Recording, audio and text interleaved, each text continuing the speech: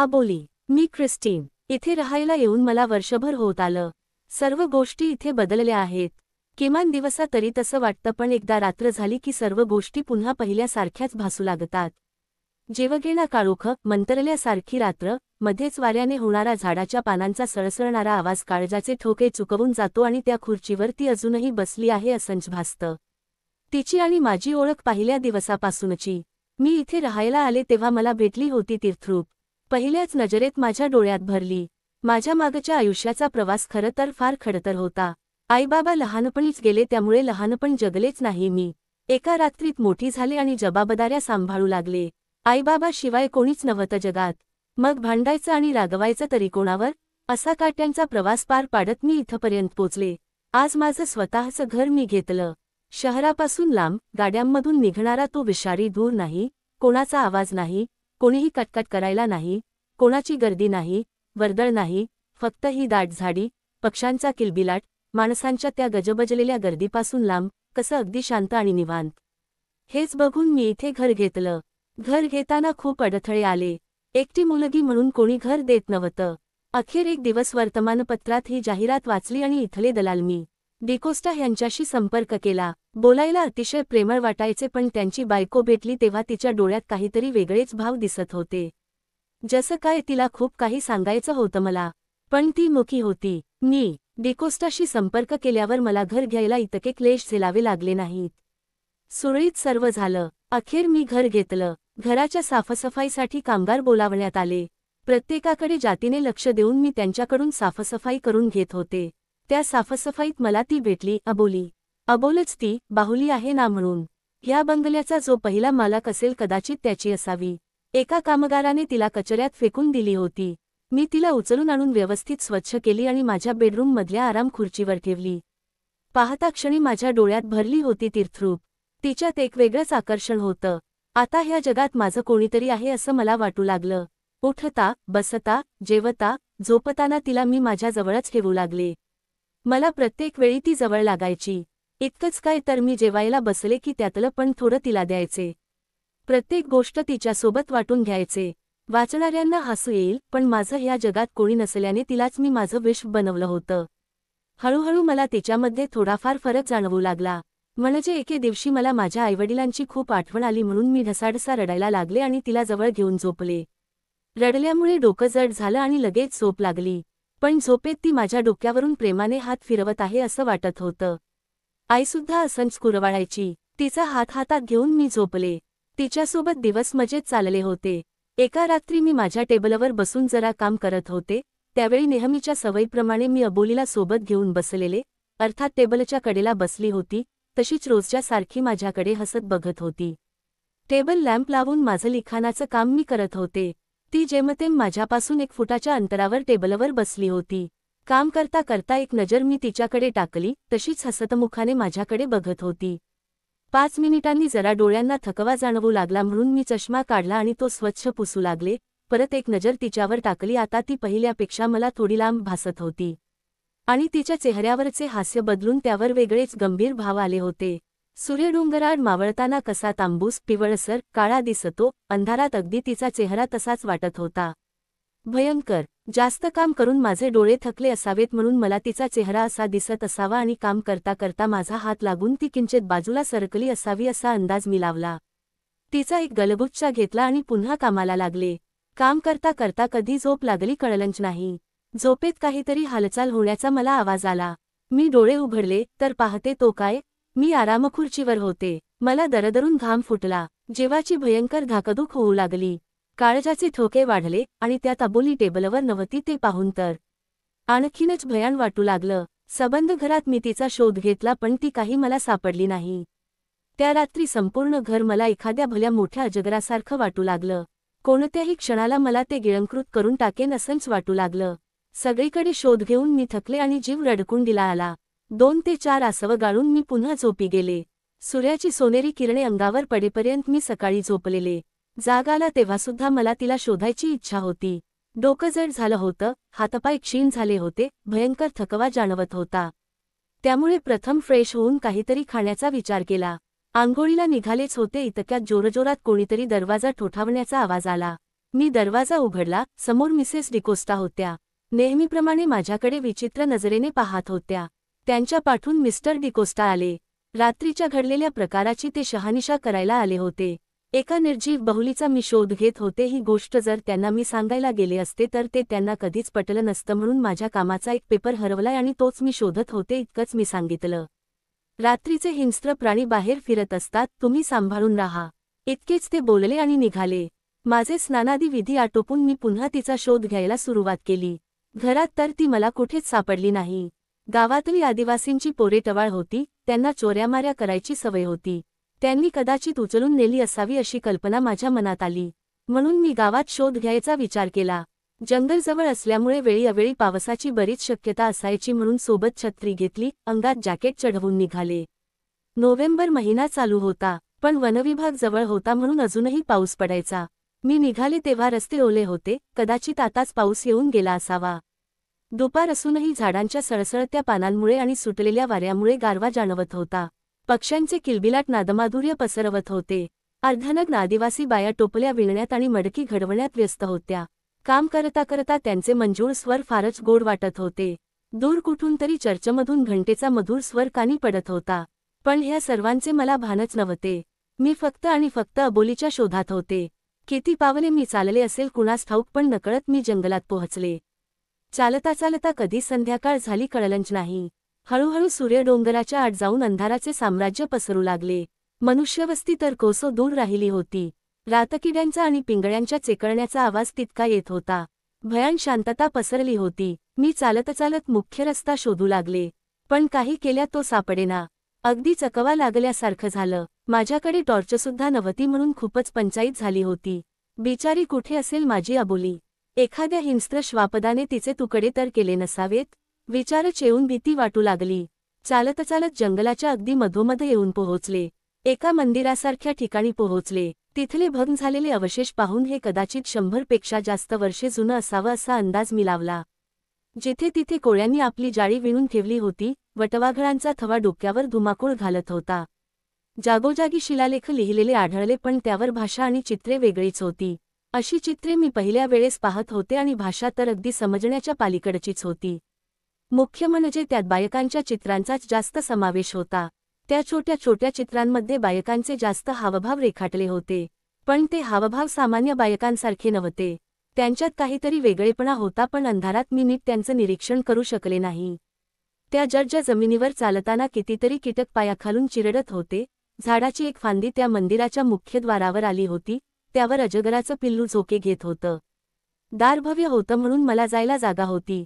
मी आत शिरले. मंदिराचं छत अर्धवट तुटलेलं असल्याने त्यातून चांदणं दिसत होतं. रात्रीचे 7 वाजले असतील. अजून इतकी रात्र झाली नाही म्हणून मला हायसे वाटले. मी आतमध्ये पाऊल टाकले. आत पाऊल टाकताच जवळजवळ 100 मीटर अंतरावर एक भव्यदिव्य मूर्ती दिसली. तीही खूप प्राचीन आणि पाषाणाची असावी. कोणत्या देवाची आहे ते लक्षात आले नाही. जंगलाच्या इतक्या मधोमध असूनसुद्धा त्या मूर्तीच्या भोवती मेणबत्त्या तेवत होत्या. माझी नजर मूर्तीच्या खाली गेली. एक बाई संपूर्ण नग्न अवस्थेत तिथे बसली होती आणि मेणबत्त्या पेटवत होती. ती बाई दिसायला खूपच घाण आणि विक्षिप्त होती. चेहरा तर इतका विद्रूप होता की त्यावर कोणीतरी ॲसिड फेकलं असावं असाच वाटत होता. नाक मोठं, केस कोरडे, नितंबापर्यंत, हातसुद्धा तितकेच लांब. मेणबत्त्या पेटवून झाल्यानंतर अंगात वारं भरल्याप्रमाणे चाळे करू लागली. तिच्या हातात एक कटार होती, त्याच्याने स्वतःच्याच शरीरावर घाव घालत होती. ठिकठिकाणी घाव घालून झाल्यानंतर संपूर्ण शरीर रक्तबंबाळ झालं होतं. तिच्याकडे एक मानवाच्या कवटीसारखी कवटी होती. त्यात तिने रक्त साठवलं आणि त्या मूर्तीच्या चारही बाजूंना ते अर्पण करू लागली. तिने काहीतरी मंत्र पुटपुटले आणि रक्ताचं एक रिंगण तयार केलं. त्या रिंगणाच्या बाहेर पडली. तिथे आपोआप एक खड्डा तयार झाला. त्या खड्ड्यातून भयंकर आगीच्या ज्वाळा बाहेर पडत होत्या. बघता बघता क्षणार्धात तिने त्यात झेप घेतली. पुढे काय होईल हे बघण्यासाठी मी पुढे सरसावले. पावलं टाकू लागले. थोड्या वेळाने ती बाई जशीच्या तशी खड्ड्याच्या बाहेर पडली. तिच्या अंगावर कुठेच भाजल्याचं आणि कापल्याचं निशाण नव्हतं. तिला तशी पाहून मी भलतीच घाबरले. पायाखालची जमीन सरकली. त्या बाईची नजरसुद्धा माझ्यावर गेली. ती जोरात किंचाळले, ब्लॅक फिलिप. तसा एक बारशिंगा माझ्या पाठी येऊन उभा राहिला. त्याच्या टापांच्या आवाजाने मी मागे वळून पाहिलं. तो बारशिंगा खूपच काळा आणि धिप्पाड होता. जणू काही तो माझा काळच बनून आला होता. त्याच्या तोंडात त्याने काहीतरी वस्तू पकडून ठेवल्यासारखी वाटत होती. त्याने ती माझ्या दिशेने भिरकावली. ती बरोबर माझ्या पायाशी येऊन पडली. मी उचलली आणि पाहते तो काय ती अबोली होती. माझ्या आनंदाला पारावर उरला नाही. पण संकट माझ्या अंगावर 3 दिशांनी आलं होतं. तो बारशिंगा, ती बाई, आणि मला ह्या जंगलाचा रास्ता माहीत नव्हता. त्या बारशिंग्याने नाकपुड्या फुगवल्या. त्याच्या टोकदार खुरांनी माती उडवत तो माझ्या दिशेनं झेप घेऊ लागला. मी प्राणपणाला लावून मंदिरातून बाहेर पडले. अबोलीला उराशी कवटाळून वाट फुटेल तिथे धावत सुटले. एका मोठ्या वडाच्या झाडापाठी लपून बसले. तो आम्हाला इथे तिथे शोधू लागला. तो पुन्हा आला त्या दिशेनं वळला आणि गेला. तो गेला ह्याची खात्री करून जीव मुठीत धरून मी पुन्हा पळत सुटले. अखेर मुख्य रस्त्यावर आले आणि झपाझप पावले टाकू लागले. लांबून एका जीपमधून एक तरुण येताना दिसला. मला पाहून त्याने गाडी थांबवली. त्याने फॉरेस्ट ऑफिसर असल्याचे सांगितले. मला त्याच्यावर विश्वास नव्हता म्हणून त्याने मला त्याचं आयडी कार्ड दाखवलं. जॉनी स्मिथ असं नाव होतं त्याचं. माझी खात्री झाल्यावर मी गाडीत बसले आणि घराचा पत्ता सांगितला. त्याने इतक्या रात्री जंगलात येण्याचे कारण विचारले.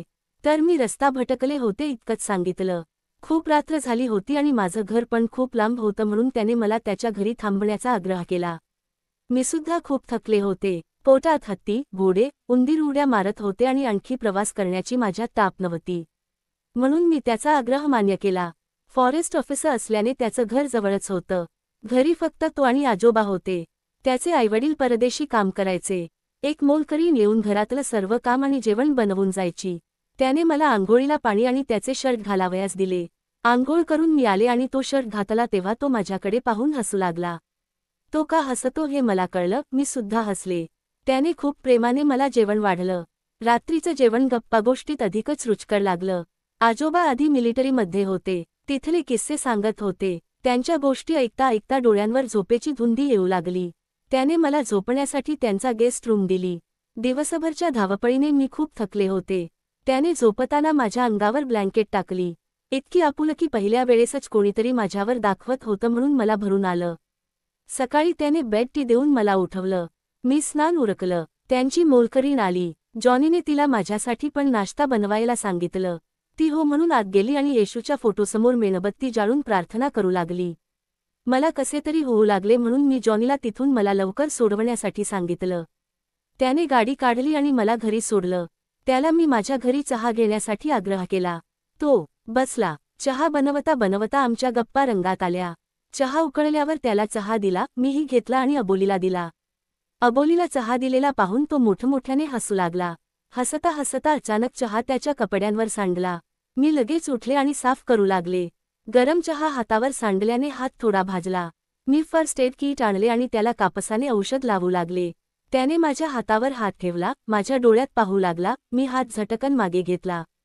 तो सुद्धा उठला आणि कामाला निघाला. आता रोज तो मला पाहण्यासाठी, माझी विचारपूस करण्यासाठी येऊ लागला. तो माझी खूप काळजी घ्यायचा. डिकोस्टा दाम्पत्याला सुद्धा तो खूप आवडायचा. आम्हा दोघांसाठी ते रोज काही न काही खायला घेऊन येत. आता आईवडिलांची उणीव भासत नव्हती. अबोलीला मी कपाटात बंद करून टाकली. आमच्या प्रेमाची कळी हळूहळू फुलू लागली.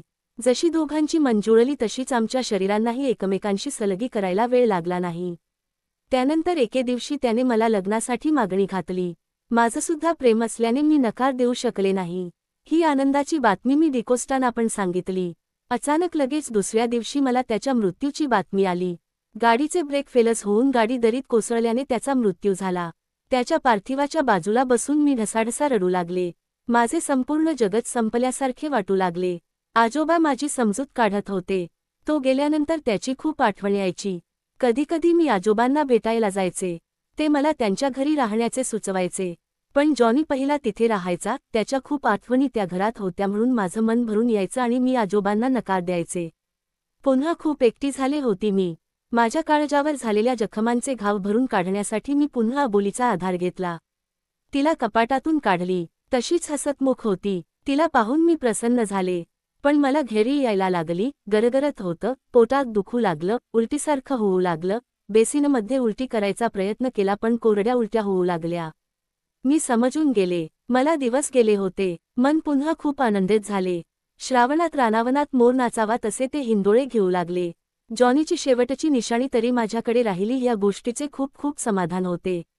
पण ही गोष्ट मी कोणालाच सांगितली नाही. ह्या बाळाला मी जन्म देण्याचे ठरवले. ही गोष्ट फक्त मी डिकोस्टा आणि त्याच्या बायकोला सांगितली. त्यांनाही खूप आनंद झाला. ह्या त्या कारणाने त्यांचे घरी येणे वाढू लागले. ते माझी काळजी घेऊ लागले. जॉनीच्या आजोबांना खूप सांगावेसे वाटत होते पण त्यांनी त्यांच्याकडे राहण्याचा आग्रह केला असता म्हणून त्यांना सांगितलं नाही. 9वा महिना संपत आला. पोट खाली गळू लागलं. कदाचित काही दिवसात बाळ येणार होतं. आता खूप उत्सुकता लागली होती. एके रात्री अबोलीला बिलगून मी झोपले होते. झोपेत काही माणसे मला उचलून नेत आहेत असे भास होत होता आणि खरंच तसंच होतं. मला कॉफिनमध्ये टाकून काळे कपडे परिधान केलेले काही लोक मला जंगलाच्या दिशेनं घेऊन चालले होते. मी ओरडण्याचा खूप प्रयत्न केला, पण नाईलाज होता. माझं तोंड आणि हातपाय त्यांनी बांधलं होतं.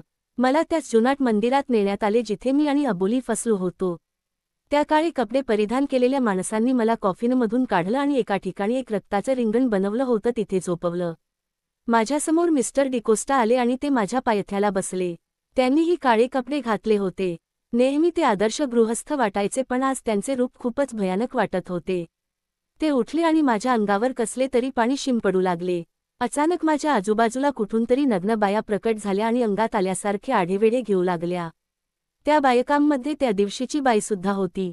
मिस्टर डिकोस्टा पुन्हा माझ्या जवळ आला, माझ्या पायथ्याशी बसला. क्षणार्धात त्याने त्याचा संपूर्ण हात अंतर्भागात घालून माझ्या पोटातला गर्भ काढून घेतला.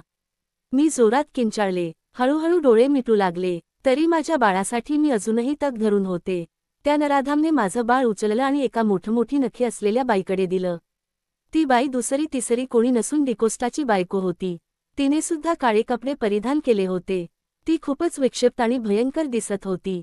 तिने बाळावर काहीतरी मंत्र पुटपुटले आणि त्याचे कित्येक तुकडे करून टाकले.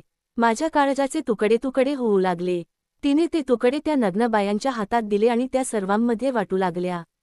माझ्या बाळाचे असे हाल बघून काळीच तुटत होतं. पण मी सुद्धा मृत्यूच्या दारात होते. काहीच करू शकत नव्हते. इतक्यात मला त्या भव्य सैतानाच्या मूर्तीच्या पायथ्याशी अबोली दिसली. मरताना कोणीतरी आपलं आहे ह्याचं समाधान वाटू लागलं. पण मिसेस डिकोस्टा अबोलीच्या जवळ गेली आणि तिने त्यापुढे जे केलं ते पाहून मला मरण्यातच बऱ्या वाटल्या. तिने माझ्या बाळाचं हृदय घेतलं आणि अबोलीच्या हातात दिलं आणि मला इतके दिवस निर्जीव वाटणारी ती कोमल बाहुली, तिने माझ्या बाळाचं हृदय मटणाचे लचके तोडून खावेत तसं खाल्लं. माझं काळीज अगदी तिळतिळ तुटत होतं. असं वाटत होतं त्या अबोलीचा जीव घ्यावा. पण मी तरी काय करणार? आणि ती सैतान असल्याने तिची ताकद माझ्यापेक्षा अफाट होती आणि मी मृत्यूच्या दारात होते, त्यामुळे तिच्यासमोर माझा निभाव लागला नाही. तिने माझ्या बाळाचं काळीज खाल्लं आणि काही घटका गेल्या असतील तोच तिथे सगळीकडे धुराचं साम्राज्य पसरलं आणि काही क्षणातच अबोलीचं एका काळे कपडे धारण केलेल्या बाईमध्ये रूपांतर झालं. ती बाई सैतान होती पण दिसायला खूप आकर्षक होती.